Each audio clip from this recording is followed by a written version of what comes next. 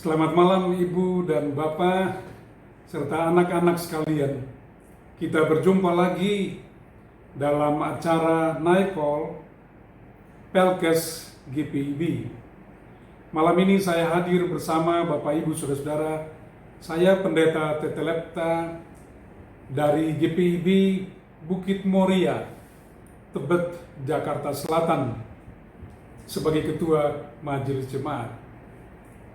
Malam ini kita akan bersama-sama membaca dan merenungkan firman Tuhan yang terambil dari surat 1 Korintus 14 ayat 20 hingga ayat 25. Untuk itu marilah kita berdoa. Tuhan yang Maha Pengasih dan Penyayang, kami pada malam hari ini sebelum kami beristirahat, kami mau membaca dan merenungkan firman-Mu. Karena itu kami mohon kepada Tuhan, karuniakan kami Roh-Mu yang kudus, supaya kami dapat membaca, kami dapat mendengar, kami dapat mengerti, lalu kemudian kami dapat merefleksikan firman-Mu. Dan selanjutnya, kami juga dapat menjadi pelaku-pelaku firman-Mu dalam hidup beriman kami. Dalam nama Yesus, firman yang hidup, kami berdoa. Amin. 1 Korintus 14 di bawah judul yang diberikan oleh Lembaga Alkitab Indonesia, sekali lagi tentang karunia roh. Kita akan membaca dari ayat 20 sampai dengan ayat 25. Saudara-saudara, janganlah sama seperti anak-anak dalam pemikiranmu. Jadilah anak-anak dalam kejahatan, tetapi orang dewasa dalam pemikiranmu.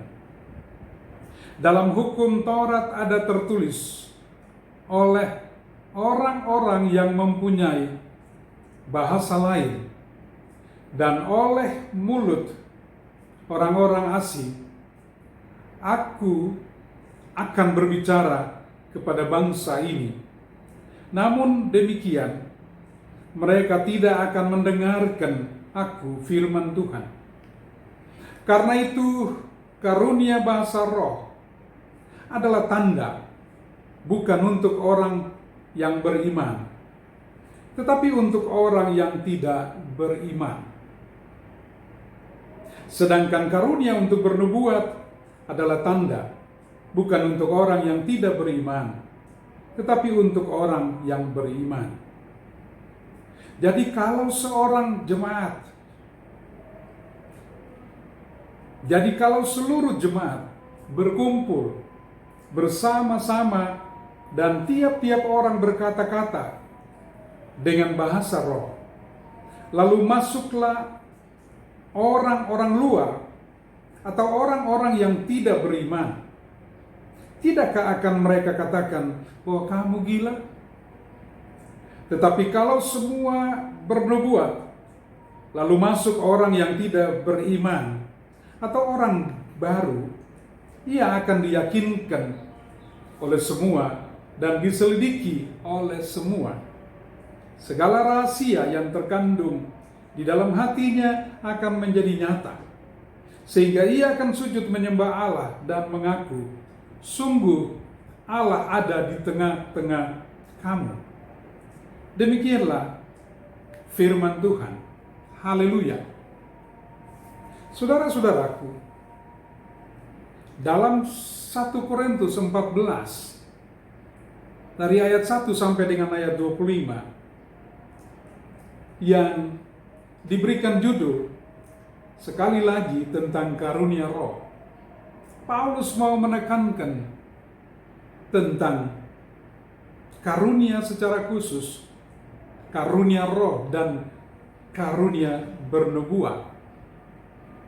Memang Paulus lebih condong pada karunia bernubuat, karena menurutnya karunia bernubuat itu membangun, karena bisa dimengerti oleh semua orang. Sedangkan karunia roh atau bahasa roh hanya dimengerti oleh pribadi orang tersebut dan Tuhan. Orang lain tidak mengertinya, kecuali dia juga menafsirkan karunia roh tersebut atau bahasa roh tersebut. Saudara-saudaraku yang Tuhan kasihi, dan karena itu pada malam hari ini saya mau mengajak kita sekalian untuk bersama-sama memperhatikan soal karunia.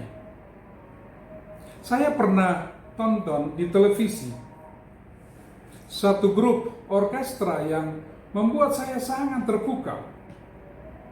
Pada saat grup orkestra ini tampil di televisi, melihat alat musik yang dimainkan secara bersamaan, alat musik geseknya saja ada banyak, ada bermacam-macam jenisnya. Tapi ketika dimainkan saudara-saudara, dalam satu pertunjukan tujuannya hanya satu, yaitu menghasilkan musik yang indah dan nada-nada yang harmonis. Karunia-karunia dalam jemaat menurut saya sama halnya dengan alat musik yang ada di dalam orkestra tersebut. Semua tampil di saat yang sama, tapi tidak ada saatnya semuanya tampil pada saat yang sama, tetapi ada saatnya ada yang lebih kedengaran dan yang lain tidak terlalu kedengaran. Kadang piano yang terdengar lebih utama, kadang biola, kadang alat musik yang lain lebih terdengar. Semua diatur sedemikian rupa agar tidak terjadi tabrakan satu sama lainnya. Dalam persekutuan jemaat pun, saudara-saudara, saya yakin masing-masing anggota jemaat memiliki karunia yang berbeda-beda. Tapi karunia yang berbeda-beda itu dapat digunakan untuk membangun persekutuan jemaat. Tidak ada yang lebih utama dari karunia-karunia itu. Justru ketika beberapa karunia digabung menjadi satu, maka akan punya efek yang luar biasa. Nah, belajar dari orkestra tadi, ada beberapa poin yang saya catat. Poin yang pertama, tidak ada yang lebih utama. Masing-masing ada porsinya. Masa pandemi ini, saudara-saudara, mengajarkan kita bagaimana lebih kreatif. Lebih kreatif lagi untuk memakai karunia-karunia yang ada dalam jemaat untuk pekerjaan Tuhan yang lebih besar lagi. Bagaimana dengan segala keterbatasan? Dengan segala keterbatasan justru gereja mampu menjangkau jemaatnya. Baik pendeta, penatua, diaken, atau majelis jemaat secara keseluruhan. Komisi diakonia, komisi germasa, multimedia, komisi Inforkomblitbang, komisi musik, para pelayan dari pelkat. Tidak ada yang paling penting, semuanya sama, semuanya punya peran masing-masing, saling bekerja sama untuk kepentingan jemaat itu sendiri. Yang kedua, saudara-saudara, wajar jika ada masalah.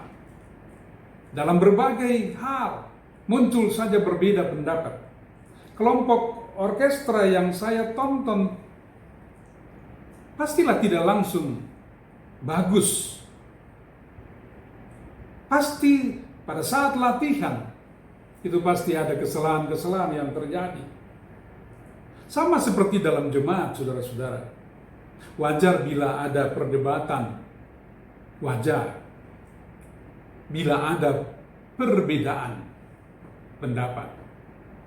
Tapi yang tidak wajar adalah kalau pemaksaan kehendak.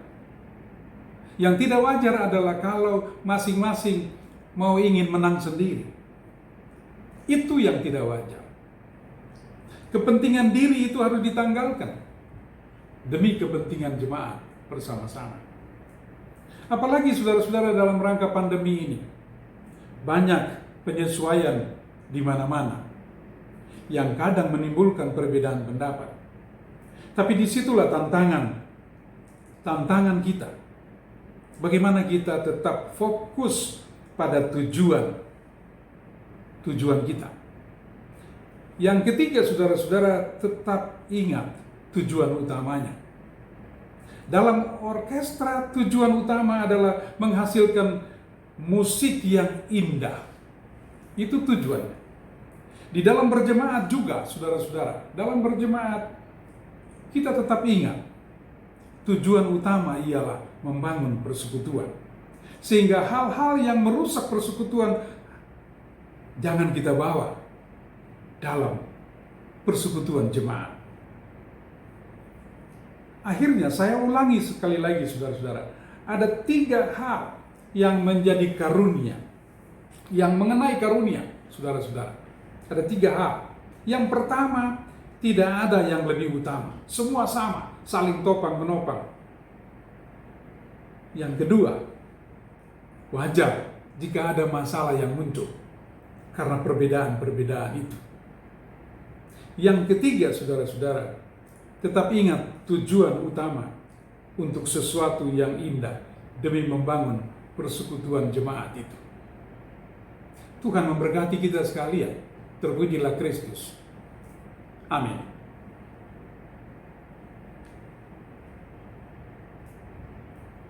Mari kita berdoa.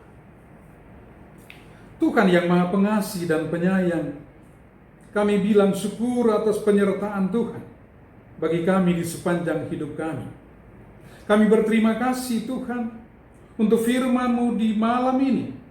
Ajarlah kami untuk saling menghargai dan saling menghormati di antara kami. Melalui karunia yang berbeda-beda, mampukanlah kami untuk saling menopang satu terhadap yang lain. Tolong kami Tuhan untuk dapat memberi perhatian bagi saudara-saudara kami yang menghadapi kesulitan, terutama saat pandemi ini belum juga berakhir. Sertailah pemerintah kami, baik pemerintah pusat maupun pemerintah daerah masing-masing di seluruh Indonesia ya Tuhan. Semoga seluruh aparat pemerintah dapat bekerja sama dan bekerja bersama, terutama dalam berupaya mengatasi kesulitan akibat pandemi ini. Lawatilah para pasien yang sedang berada di ruang-ruang perawatan di berbagai tempat. Kuatkan dan lindungilah para dokter dan para medis yang terus berjuang untuk menyelamatkan mereka yang sakit, baik akibat COVID maupun non-COVID.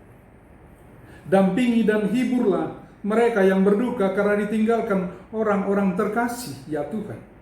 Dan kuatkan mereka yang mengalami PHK, mereka yang mengalami kesulitan ekonomi, juga mereka yang mengalami PHK karena dampak daripada pandemi ini. Mampukan para pengusaha ya Tuhan untuk mengelola usahanya dalam keadaan yang sulit sekarang ini. Tuhan, tolong kami menggunakan karunia yang Engkau berikan dengan hati yang bersih untuk memberkati sesama demi kemuliaan nama-Mu semata. Tolong kami sebagai keluarga besar GPIB dalam melaksanakan amanat Tuhan Yesus di tengah-tengah pandemi ini. Sertai majelis sinode GPIB, sertai seluruh jemaat, majelis jemaat dan mupol-mupol, bahkan semua jemaat di berbagai tempat, di kota maupun di desa-desa, terutama di pos-pos Pelkes ya Tuhan. Tuhan yang Maha Kasih, sertailah kami semua di saat kami akan beristirahat di malam ini. Kiranya Tuhan memimpin kami untuk melewati malam ini dengan keyakinan bahwa Tuhan selalu menyertai kami. Dengarlah doa kami Tuhan, dalam nama Yesus kami berdoa. Amin. Terima kasih saudaraku kita boleh bersama-sama berjumpa dalam acara Night Call Departemen Pelkes GPIB. Tuhan memberkati kita sekalian. Shalom.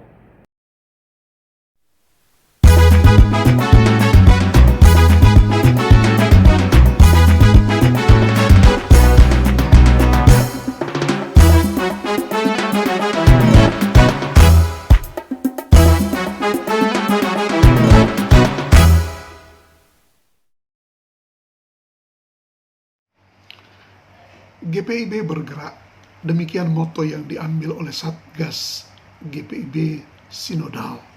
Kami sudah berbuat banyak menanggulangi dampak COVID-19, namun masih banyak juga yang membutuhkan.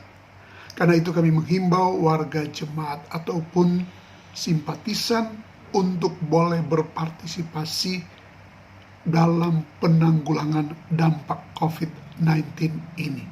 Dengan segala sukacita partisipasi saudara-saudara kami sambut. Terima kasih, Tuhan memberkati.